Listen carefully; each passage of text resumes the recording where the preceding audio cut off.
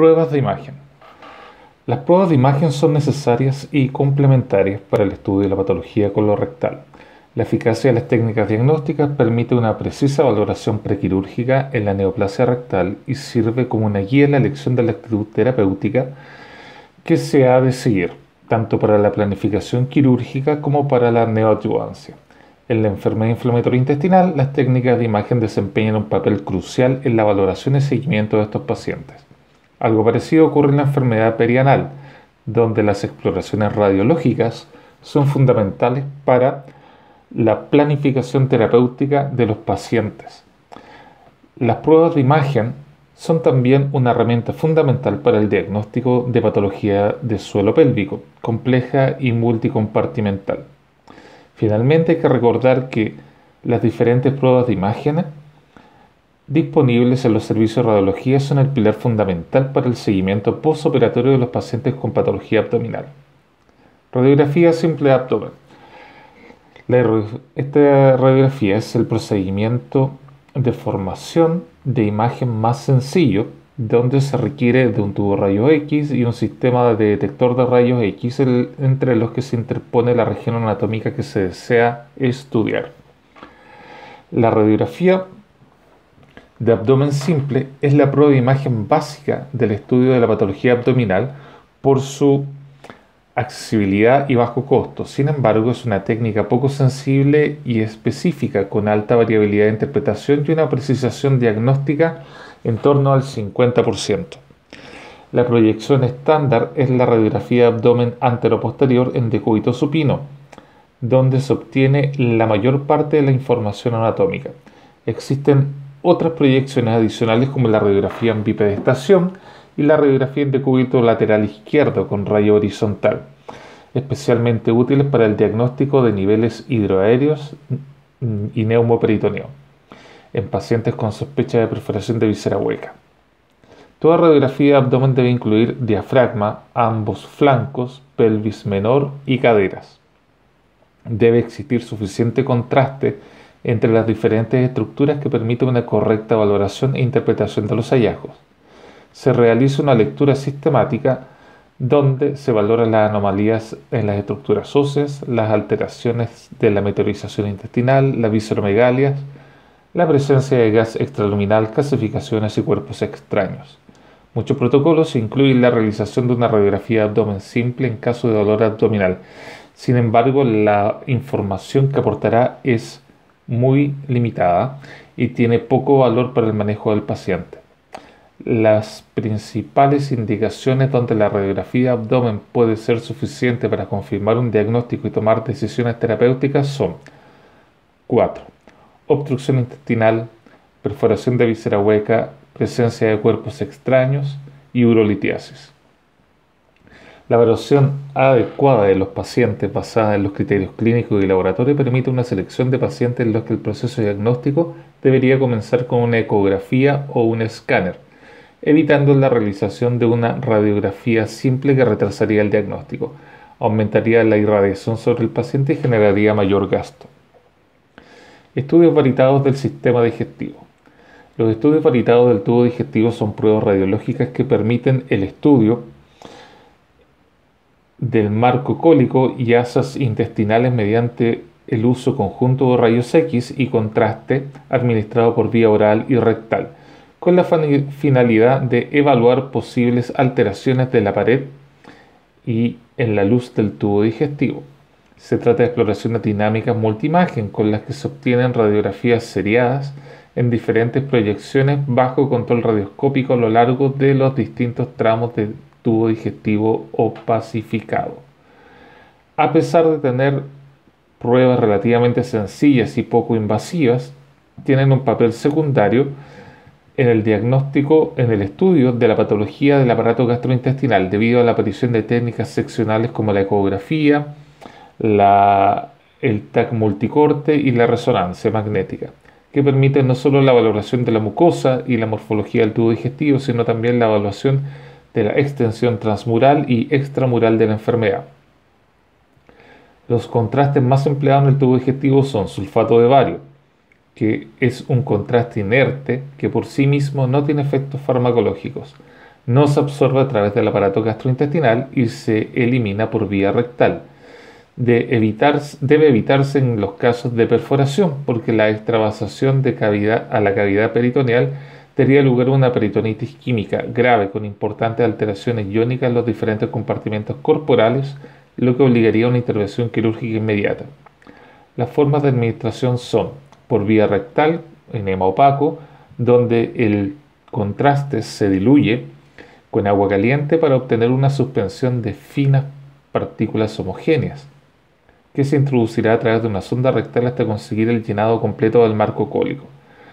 Requiere una limpieza previa del marco cólico y se recomienda buena hidratación tras la prueba para reducir el riesgo de estreñimiento. Por vía oral, esofagograma, tránsito gastroduodenal o tránsito intestinal. Los preparados por vía oral suelen llevar con frecuencia edulcorantes y otros añadidos. Se administran en pequeñas cantidades que permiten observar la mucosa de la región del aparato digestivo superior a estudiar. Medios de contraste iodados se emplean en la exploración del tubo digestivo cuando el sulfato de bario está contraindicado, como en casos de sospecha de perforación de víscera hueca, dehiscencia de anastomosis, controles postquirúrgicos inmediatos, donde puede haber perforación de víscera hueca o dehiscencia de anastomosis. Hay que recordar que al tratarse de contrastes iodados existe la posibilidad de reacciones alérgicas a la molécula del yodo, aunque la incidencia es mucho menor que en el caso de administrar el contraste por vía endovenosa. Además, el uso de gastrofin, amido trisoato de sodio y meglumina, resulta útil para la resolución de cuadros suboclusivos. Al ser un agente hiperosmótico, resuelve el edema de la pared intestinal por el aumento de la presión osmótica intraluminal y favorece el peristaltismo intestinal. Los contrastes empleados habitualmente son contrastes positivos que van a aumentar la atenuación del tubo digestivo con respecto al resto de los tejidos biológicos. Tomografía computarizada multicorte. La TC es una técnica de imagen especial derivada de la aplicación de rayos X, donde hay un tubo emisor de rayos X y múltiples detectores enfrentados al tubo que rotan de manera solidaria alrededor del paciente. Los datos recogidos por los detectores se envían a un ordenador que integra y reconstruye la información obtenida, asignando una escala de gris a cada píxel en función de la radiación y del resultado de la imagen en rodaja del cuerpo que se presenta en el monitor. La tomografía computarizada multicorte tiene equipos que poseen múltiples hileras de detectores adyacentes y una gran velocidad de rotación del tubo de rayos X, de manera que permite la adquisición de imágenes en pocos segundos con espesores de corte submilimétricos, obteniendo imágenes de gran resolución y calidad. La TAC multicorte de abdomen es probablemente la técnica de imagen más completa para el estudio de gran parte de las enfermedades que afectan al abdomen. Se obtienen imágenes diagnósticas de cualquier parte del abdomen con gran nitidez, sobre todo tras la administración de medio de contraste intravenoso, que proporciona una mayor atenuación entre los diferentes tejidos y órganos. Además, el tiempo de exploración es muy corto y no requiere de colaboración especial del paciente, lo que hace que sea la técnica de estudio idónea para pacientes en estado crítico. Las principales limitaciones son la dosis de radiación que recibe el paciente y el uso de medios de contraste iodados por vía intravenosa, que aunque cada vez son más eficaces y seguros, no están exentos de riesgos para el paciente. Existe la posibilidad de trabajar en estaciones de trabajo la inmensa cantidad de imágenes axiales adquiridas, con numerosas opciones de proceso como representaciones multiplanares, reconstrucciones tridimensionales o técnicas de endoscopía virtual que recrean una visión endoscópica como en el caso de la colono-TC. La TC colonoscopía virtual o colono-TC es la técnica que permite el estudio de la luz colónica previa distensión del marco colónico con aire o CO2. Requiere preparación previa del paciente con dieta pobre en residuos y marcaje de las heces. Se realiza un análisis de las imágenes con reconstrucción tridimensional en las estaciones de trabajo que permiten una valoración endoscópica de las paredes del colon, además del estudio multiplanar del TAC multicorte. Es por tanto la exploración radiológica que ayuda a diagnosticar las lesiones parietales en el colon cuando no se ha podido llevar a cabo la colonoscopia óptica de manera poco invasiva. La colonoscopia virtual permite diagnosticar lesiones parietales en el colon cuando no se ha podido llevar a cabo la colonoscopia óptica de manera poco invasiva. A diferencia de la endoscopia, no permite la realización de biopsias ni de procedimientos terapéuticos. Resonancia magnética. Es la técnica de diagnóstico radiológico que no emplea radiación ionizante y permite tener información morfológica y funcional de las múltiples estructuras y sistemas. Es quizás la técnica de imagen más compleja de entender. Se basa en el comportamiento de los protones de hidrógeno ante campos magnéticos y pulsos de radiofrecuencia. Se utilizan los protones de hidrógeno porque son los más frecuentes de nuestro organismo al formar parte de las moléculas de agua y de grasa. Las máquinas responsables de realización de la resonancia funcionan como potentes imanes que generan un campo electromagnético externo. En ausencia de campo magnético, los protones se sitúan al azar, pero cuando se introducen en un campo magnético externo, los protones se van a alinear con respecto al campo magnético de la máquina. Cuando el campo magnético cesa y deja de actuar sobre los tejidos, los protones se relajan y reordenan volviendo a su disposición inicial. En ese momento se produce un desprendimiento de energía en forma de ondas de radiofrecuencia, las cuales son recogidas y enviadas a un ordenador que las procesa mediante cálculos y algoritmos complicados para dar lugar a una imagen radiológica. Estas pruebas no pueden ser realizadas en pacientes portadores de objetos ferromagnéticos, materiales compuestos por hierro o aleaciones, combinaciones de hierro con otros metales. Los campos magnéticos emitidos durante la prueba pueden interferir en el funcionamiento de los aparatos electrónicos como los marcapasos, los desfibriladores, etc., por lo que está contraindicada su realización en pacientes que tengan alguno de estos dispositivos.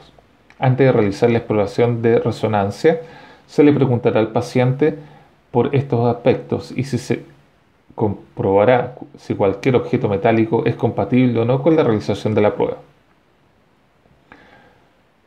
Con los estudios de resonancia se consigue una gran resolución tisular y espacial de las diferentes áreas anatómicas que hay que estudiar, sin la necesidad de emplear radiaciones ionizantes. Las principales desventajas son tiempo de exploración largo, suele ser necesaria cierta colaboración del paciente y presentar grandes limitaciones con pacientes claustrofóbicos o portadores de marcapaso o desfibrilador cardíaco automático implantable. Hay que recordar que es difícil obtener un estudio de resonancia de gran calidad diagnóstica en un área anatómica extensa como puede ser el abdomen. Por ello, no suele realizarse como prueba diagnóstica inicial, sino como una herramienta de segunda línea para resolver problemas concretos de áreas más específicas con estudios dirigidos. El protocolo de estudio de resonancia magnética del abdomen va a estar en función del área anatómica que se quiera valorar, de la sospecha de clínica también por la que acude el paciente, como se detalla en los siguientes apartados. Los estudios de resonancia del abdomen deben realizarse en equipos de campo alto de 1,5 o 3 teslas, con antenas de múltiples elementos y capacidad para obtener series rápidas y de esta manera conseguir la calidad diagnóstica necesaria para cada escenario clínico. Es difícil obtener un estudio de resonancia magnética de gran calidad diagnóstica de un área anatómica extensa como puede ser el abdomen. Por ello suele utilizarse como herramienta de segunda línea para resolver problemas concretos, áreas más específicas, con estudios dirigidos. Ecografía endoanal rectal. En 1983, los cirujanos Dragsteds y Grammergård en Dinamarca y el urólogo francés Dalzin publican los primeros trabajos sobre el estudio ecográfico de la patología neoplásica rectal. Anteriormente, el año 56, Will and Wright habían realizado diferentes estudios mediante ecografía de la pared rectal en modo A, observando tres capas diferenciadas de la pared que se alteraban ante la presencia de tumoraciones. Las primeras sondas para la realización de ecografía endorrectal estaban formadas por un transductor giratorio de 360 grados, las que se colocaban en un globo lleno de agua sin burbujas que proporcionaba un amplio contacto con la pared rectal. Al principio la ecografía estuvo limitada al recto debido a la dificultad para conseguir mantener el globo íntegro en el ano sin que se pinzara o con la rotación del transductor. Tras la aparición en el año 89 de un cono rígido que cubría el transductor irrigado de forma continua con líquido, se inició el estudio anal. En la actualidad se dispone de sondas más modernas, modelo 2050 y 2052 de BK, en las que el transductor está recubierto de una estructura rígida cilíndrica que no necesita de irrigación de agua para la realización de la ecografía endonal. No obstante, para el estudio endorrectal es todavía necesaria la insuflación de un globo con agua sin burbujas a través de un rectoscopio para contactar de forma eficaz con la pared rectal, evitando la interposición de aire que dificulta la visualización. El año 96 se describió la ecografía 3D mediante la fusión multiplanar de las imágenes bidimensionales, permitiendo una correcta reconstrucción del cilindro anorrectal e incrementando la fiabilidad diagnóstica tanto en el estudio de la patología tumoral como en la patología inflamatoria. Hoy en día, esta reconstrucción 3D se realiza mediante el movimiento de transductor dentro de la punta de la sonda.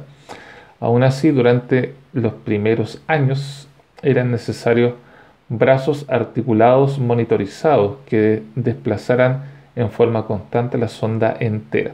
La imagen 3D permite la realización de cortes en cualquier sentido del espacio, transversal, longitudinal, coronal u oblicuos, permitiendo ser evaluado por distintos examinadores, disminuyendo así la dependencia del explorador.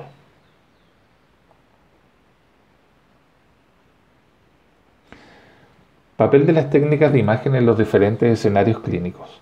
Cáncer colorectal, resonancia magnética de recto.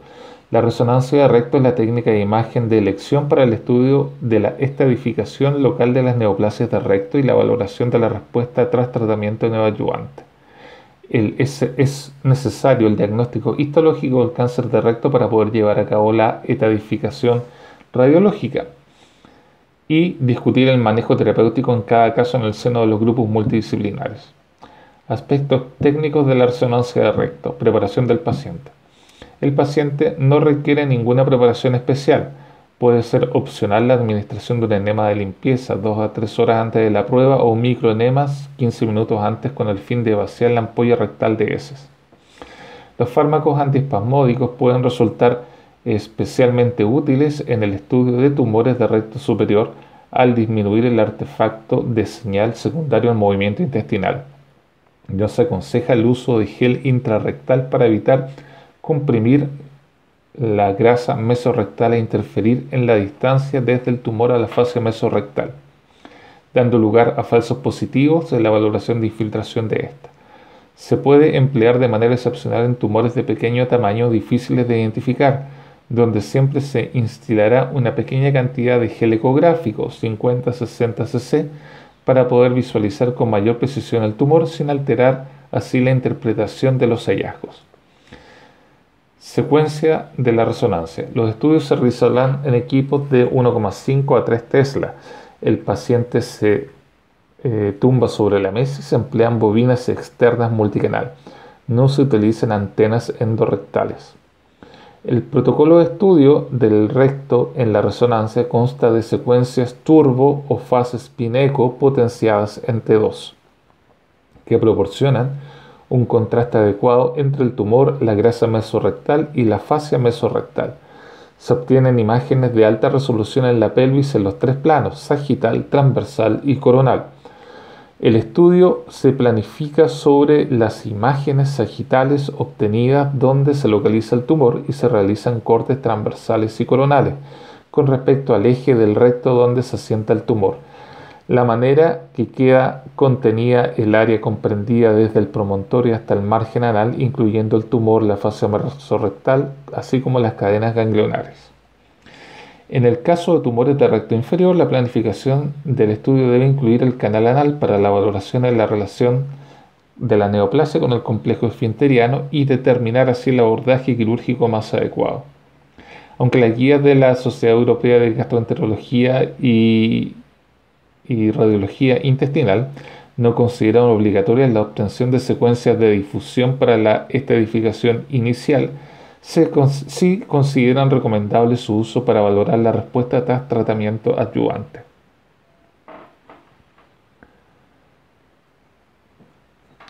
Informe radiológico. El informe radiológico ha de transmitir toda la información necesaria y de manera precisa al cirujano para tomar las decisiones pertinentes de cada uno de los casos.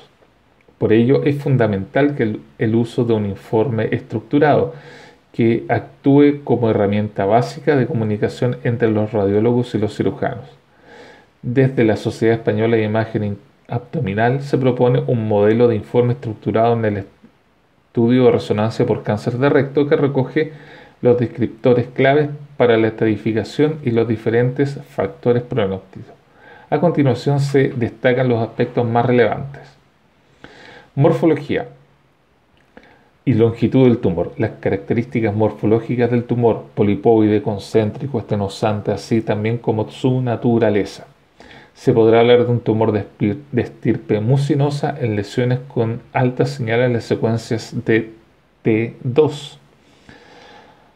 Aparte, distancia del borde inferior del tumor al margen anal. En el plano sagital se mide desde el borde inferior de la tumoración al margen anal y de esta manera se localiza la lesión en recto superior, mayor a 10 centímetros del margen anal, en recto medio, entre 5 y 10 centímetros del margen anal y recto inferior, menos de 5 centímetros del margen inferior. Distancia del borde inferior del tumor al pubo rectal. Distancia entre el borde inferior de la tumoración de las fibras del pubo rectal. Relación con la reflexión peritoneal. Es el anclaje del peritoneo en la cara anterior del recto medio y desde ahí se dirige craneal y lateralmente envolviendo el recto superior. La reflexión peritoneal se identifica como línea hipointensa en los cortes sagitales que se extienden desde la pared superior de la vejiga en los hombres y en la pared posterior del útero en el caso de las mujeres. En los cortes axiales adquiere morfología curva en alas de gaviota. Aparte, infiltración local del tumor T. Hace referencia al grado de afectación de las diferentes capas del recto por la lesión. Aparte, la diferenciación entre tumores T1 y T2 por resonancia es prácticamente un reto. Tanto es así que el consenso de la ESGAR considera que la ecografía endorrectal es el método de imagen de elección para diferenciar y estratificar los tumores T1 y T2. Recordar que el estadio de los tumores de recto, TX, el tumor no puede ser evaluado. T0, no hay evidencia de tumor primario. TIS, carcinoma in situ. T1, invade la mucosa. T2, invade la muscular propia. T3, invade la grasa mesorrectal. T4, invade la reflexión peritoneal anterior. El T4A, invade la reflexión peritoneal anterior. T4B, el tumor invade las estructuras adyacentes. Los tumores T3 son aquellas que sobrepasan con claridad la muscular y el frente de avance del tumor infiltra la grasa mesorrectal. En ocasiones se ven especulaciones lineales en la interfaz entre la capa muscular y la grasa mesorrectal. Se trata de una reacción desmoplásica del tumor y puede ser difícil distinguir de una infiltración tumoral. Aquí radica la dificultad entre distinguir un tumor T2 de un estadio T3 incipiente.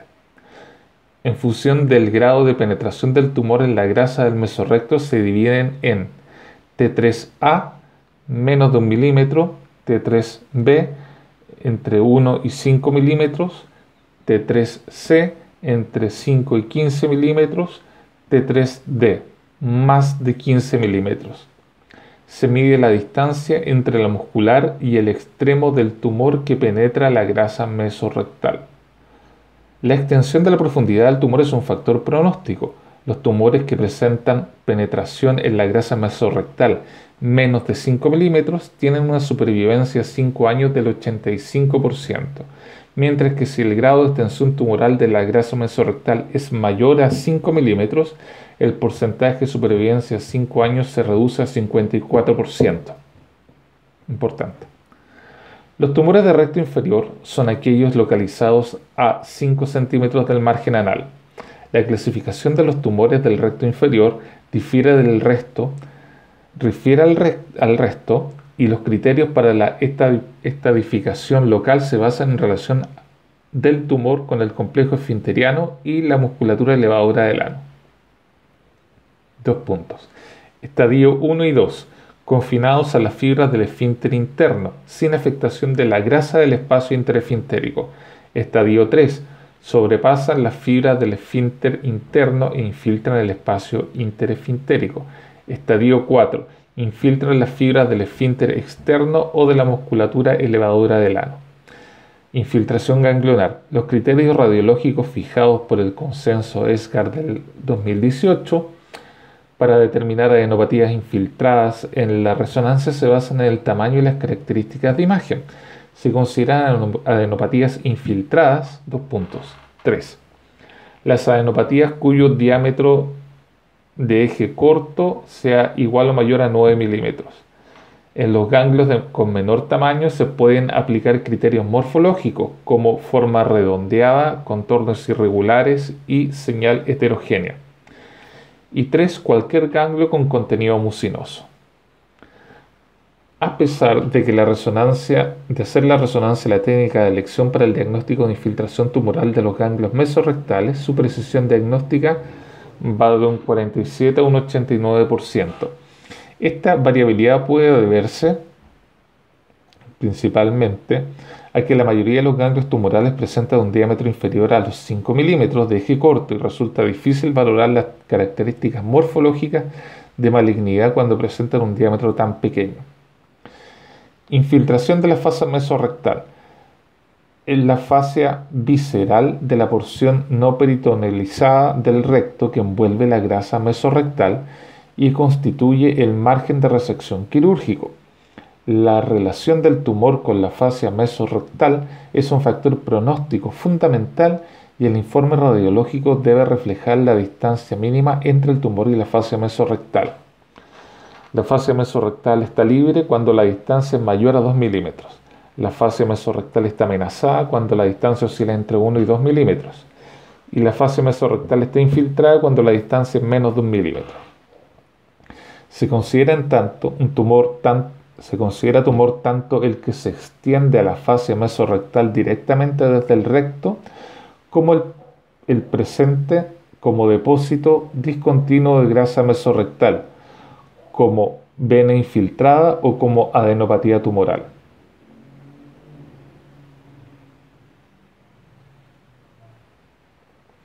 Infiltración de venas extramurales. Consiste en la presencia de células tumorales más allá de los vasos de la muscular propia.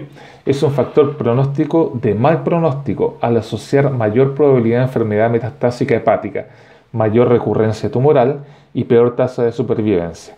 En los estudios de resonancia magnética se caracteriza por un aumento de calibre del vaso, que adopta una morfología nodular e irregular.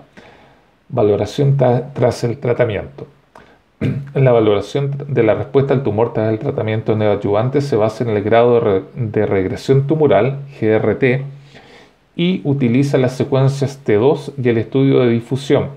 Desde la CEDIA se proponen 4 grupos de respuesta del tumor. Respuesta de tratamiento tras el tratamiento neoadyuvante de las neoplasias de recto. Respuesta completa, la pared del recto está normalizada. Respuesta casi completa, tumor sustituido por tejido fibroso, pero sin signos de viabilidad tumoral. Respuesta parcial, queda tumor residual. Respuesta mínima o ausente, predomina el tumor sobre los cambios fibróticos o persiste imagen similar al tumor original. Se recomienda realizar el control de imagen a las 8 semanas de haber finalizado el tratamiento neoadyuvante. Los controles precoces pueden infradiagnosticar la respuesta, ya que es necesario tiempo para la instauración y aparición del tejido fibrótico en el lecho tumoral.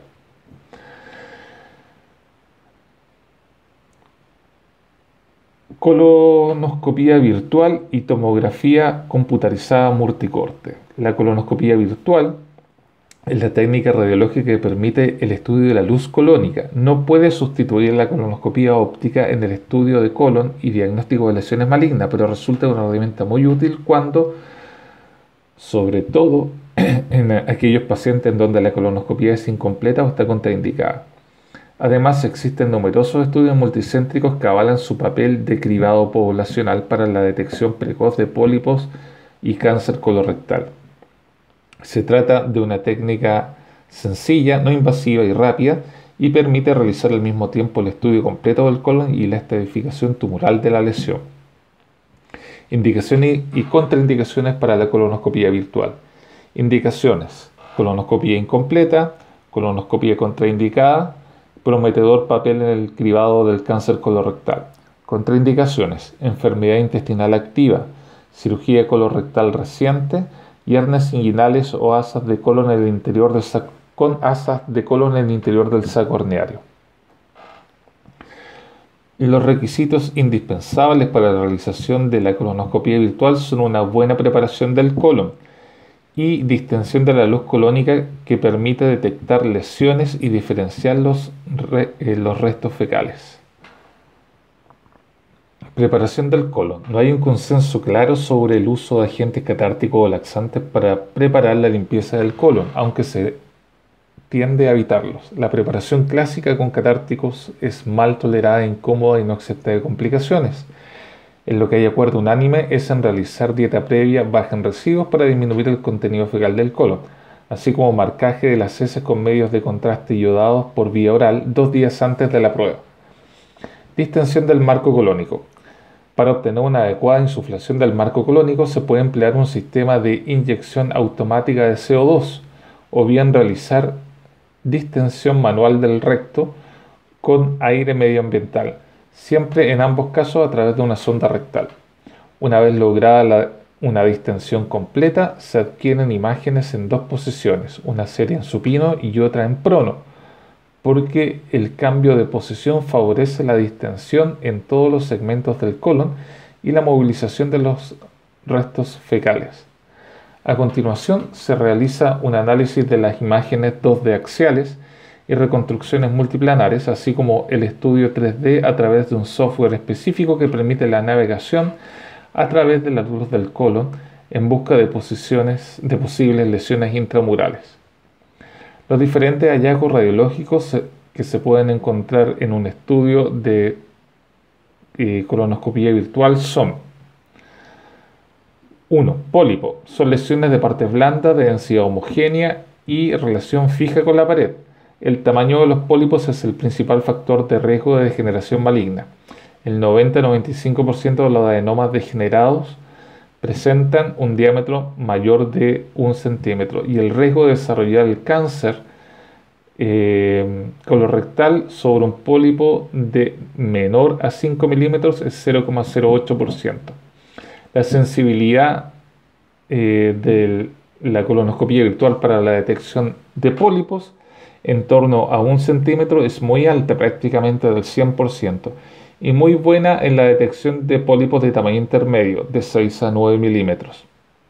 En el informe debe quedar reflejado el tamaño del pólipo. Para ello se mide siempre el diámetro máximo de la cabeza del pólipo. Se debe describir la morfología de este, si es sésil, pediculado, plano y la localización. Masas o neoplasia. Con el estudio de la colonoscopia virtual se consigue realizar la estratificación local de la lesión y el estudio de extensión en la misma prueba. Han de quedar reflejados en el informe la morfología y localización del tumor, la afectación circunferencial y calibre de la luz intestinal, así como el grado de extensión y penetración tumoral. También las neoplasias de colon ascendente y descendente, hay que recordar que se deben valorar la relación del tumor con el margen retroperitoneal de cara a la planificación quirúrgica. Tumores con extensión lateral. Se trata de tumores con extensión lateral o lesiones en alfombra. Son lesiones planas, no polipoideas, de más de 10 milímetros de longitud. Se clasifican en granulares, S irregular, o no granulares, según su superficie. Son frecuentes en ciego y recto y presentan un lento crecimiento. La colonoscopia virtual se usa para completar el estudio de extensión de todo paciente diagnosticado de neoplasia colorectal. El estudio ha de incluir el tórax y el abdomen pelvis y se realizará, salvo contraindicaciones, tras la administración de contraste iodado endovenoso para descartar la presencia de enfermedad tumoral a distancia. Ecografía endoanal en la tipificación del cáncer de recto. Mediante la ecografía endorrectal se puede obtener información muy válida sobre la composición anatómica de la pared rectal y sus alteraciones. Esta prueba resulta complementaria a la resonancia en el diagnóstico de la patología neoplásica no rectal. La ecografía endorrectal se debe realizar siempre que se encuentre disponible, no obstante, presenta una serie de limitaciones. Estas son: imposibilidad de sobrepasar el tumor por estenosis tumoral, hecho que impide la observación completa de la neoplasia. Dolor, presencia de artefactos, interposición de restos hemáticos, fecales o por mal contacto del globo con la tumoración en tumores vegetantes. Dificultad para delimitar la afectación de la fascia mesorrectal a nivel lateral y posterior. La ecografía endoanal permite valorar el grado de afectación parietal, la respuesta a la neoadyuvancia y resulta útil en la detección precoz de las recidivas. El modelo de Bynum constituye el patrón ecográfico de la pared rectal más aceptado en la actualidad. Se basa en la presencia de 5 capas representativas por anillos concéntricos de diferente ecogenicidad. Y estas son las 5 capas. Primera capa, hiperecogénica, interfase entre el glóbulo del transductor y la mucosa. Segunda capa, hipoecogénica, mucosa rectal y muscular mucosa. Tercera capa, hiperecogénica, submucosa. Cuarta capa, hipocogénica, muscular propia. En ocasiones es posible observar de forma diferenciada la capa circunferencial y la longitudinal. Y por último, quinta capa, hiperecogénica, formada por la interfaz entre la capa muscular y la grasa mesorrectal a nivel extraperitoneal o muscular y serosa a nivel intraperitoneal. El espesor de esta capa hiperecogénica se puede observar en él la presencia ocasional de ganglios linfáticos que se pueden cuando se encuentran alterados, ya sea por inflamación, hiperecogénicos, o por afectación tumoral, hipocogénicos. Esa es la diferencia para diferenciar inflamación versus afectación tumoral. Entonces repetimos las 5 capas del patrón ecográfico de la endosonografía de Bynum. Primera capa, hiperecogénica, primera capa hiperecogénica y termina en una quinta capa hiperecogénica. Primera capa hiperecogénica, interfase entre el globo y el transductor, del transductor y la mucosa. Segunda capa, hipoecogénica, mucosa rectal y muscular mucosa. Tercera capa, hiperecogénica, submucosa. Cuarta capa, hipocogénica, muscular propia. En ocasiones es posible observar de forma diferenciada la capa circunferencial y la longitudinal. Quinta capa, hiperecogénica, formada por la interfaz entre la capa muscular y la grasa mesorrectal a nivel extraperitoneal o muscular y serosa a nivel intraperitoneal. El espesor de esta capa hiperecogénica, en este espesor se pueden observar la presencia ocasional de ganglios linfáticos cuando están alterados, ya sea por inflamación, hiperecogénicos o por afectación tumoral, hipocogénicos. Etapificación de los tumores rectales, etapificación de Hildebrand y Pfeiffer.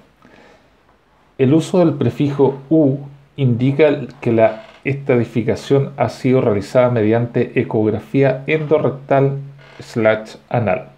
Desde la mucosa se puede observar el grado de invasión de las diferentes capas parietales según la extensión tumoral, masa de ecogenicidad y hipoecogénica. Así se definen los diferentes estadios. En condiciones normales, los ganglios linfáticos presentes en el espesor de la grasa mesorrectal presentan un tamaño menor de 3 milímetros y una ecogenicidad idéntica a la grasa mesorrectal, algo que imposibilita su visualización ecográfica. Cuando se transforman en adenopatías por infiltración inflamatoria, presentan un incremento de tamaño y una hiperecogenicidad, a diferencia de la infiltración tumoral, que se muestra mediante hipoecogenicidad similar a la del tumor rectal.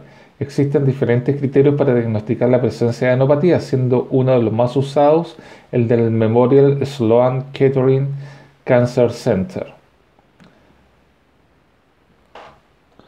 el cual tiene 4 ítems. 1. Tamaño, cuando es mayor a 5 milímetros. 2. Cuando es una imagen hipogénica. 3. Imagen próxima al tumor. Y 4. Nódulo con centro hiperecogénico, entre paréntesis, adenopatía inflamatoria. Existe una mayor sensibilidad diagnóstica cuanto mayor es el tamaño de la adenopatía, siendo esta cercana al 100% de los ganglios mayores a 1 centímetro. Se ha observado que existe una elevada tasa de ganglios positivos en el estudio anatomopatológico, que ecográficamente presentaban un tamaño inferior a 5 o incluso 3 milímetros. Además, la definición de hipoecogenicidad similar al tumor es un concepto relativamente subjetivo. Así, el diagnóstico del N por endosonografía sigue siendo uno de los mayores retos en la ecografía endorrectal, que en los últimos tiempos se ha intentado solucionar mediante la introducción de variantes técnicas como la biopsia dirigida con aguja fina. Sin embargo, su uso es controvertido. La fiabilidad diagnóstica de la tipificación por endosonografía es claramente, de la parte de adenopatías, es claramente inferior a la de la resonancia, observándose un rango del 65 a 86% en los diferentes estudios.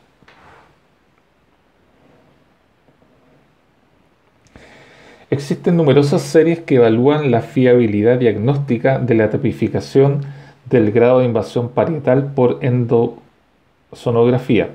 Una extensa revisión realizada que analiza 4.118 casos muestra una fiabilidad diagnóstica para el estadio T y N de 85 y 75% respectivamente. O sea, para endosonografía, la fiabilidad diagnóstica en el T, tamaño tumoral o caracterización del tumor, es del 85% y para N de adenopatías es del 75%. Cuando se analiza la fiabilidad por estadios, la endosonografía T0 y la T1 son las que presentan los mejores resultados. En los T2 existe una tendencia a la sobreestadificación, como que fuera un UT3. Cuando se comparan los resultados de la ecografía endoanal con la resonancia, ambas ofrecen resultados comparables. No obstante, con la aparición de la reconstrucción 3D, la ecografía presenta una fiabilidad diagnóstica ligeramente superior. La principal limitación de la ecografía endorrectal comparada con la resonancia es la dificultad para la valoración del margen circunferencial. Es complicado definir el límite mesorrectal y, por tanto, la afectación del margen circunferencial. Así, de forma general, ambas pruebas, resonancia y endosonografía, deben ser realizadas siempre que exista disponibilidad. Ecografía endoanal en la tipificación del cáncer anal. Anatomía ecográfica anal. La anatomía ecográfica anal sigue siendo un patrón de anillos concéntricos de diferente ecogenicidad, formando una estructura con forma de diana similar al rectal. Pero acá hay menos capas. Tiene una primera capa hiperecogénica, unión de mucosa y submucosa con la funda de la sonda, al igual que en el recto. 2. Segunda capa hipocogénica, que es esfínter anal interno. Y 3, tercera capa hiperecogénica, que es el esfínter anal externo. En ocasiones es posible observar un anillo hiperecogénico más interno que corresponde al músculo longitudinal del ano en esta tercera capa. Entonces en el ano hay 3 capas. Una primera capa hiperecogénica, que es la unión de la mucosa y submucosa con la funda de la sonda. Una segunda capa hipocogénica, que es el esfínter anal interno, y una tercera capa hiperecogénica, que es el esfínter anal externo. Hiperecogénica. En el canal anal superior, el esfínter anal externo continúa proximalmente con el músculo puborectal, que aparece representado como una estructura en forma de U abierta hacia el cuadrante anterior. Externamente, al canal anal se encuentra la grasa isquiorrectal, que aparece hiperecogénica. En ocasiones es posible observar diferentes estructuras perianales como la vagina o la uretra distal. Además, cada parte del canal anal representa diferentes formas de las estructuras esfinterianas. Tercio inferior se observa el esfínter anal externo. Tercio medio se observan las 3 capas descritas y tercio superior se observa el esfínter anal interno y el músculo puborectal. Introducción a la neoplasia anal. El carcinoma epidermoide es la neoplasia anal más frecuente en la actualidad, con un crecimiento progresivo de la incidencia relacionado con la infección por el virus papiloma humano. El diagnóstico se realiza mediante la inspección y la exploración física, describiéndose habitualmente la presencia de una masa fija en el canal anal. La ecografía endoanal es una técnica diagnóstica útil usada en el cáncer anal y que complementa la información obtenida por la resonancia magnética y la exploración física. No obstante, el diagnóstico definitivo, que va a condicionar la actitud terapéutica, siempre debe ser aportado por la biopsia. A diferencia del tratamiento de las neoplasias rectales, en el carcinoma epidermoide el tratamiento de elección